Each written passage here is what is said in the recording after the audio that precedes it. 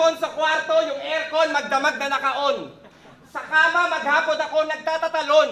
Maraming salamat Kamaron at sa lahat ng barkadang hapon sa pagkakataon. Sobrang sarap ng bakasyon, munti ko nang makalimutan na may laban ngayon. Lalo ng ganitong ganado ako, sigurado mapupuruhan to. At dahil wala pa akong hotel, ikaw muna tutuluyan ko!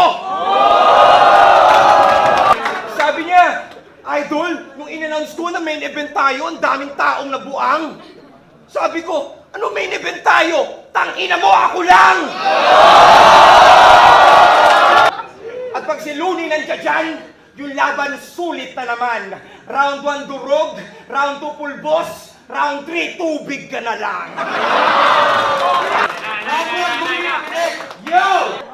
Isa lang masasabi ko, ang sarap-sarap-sarap ng katsudon.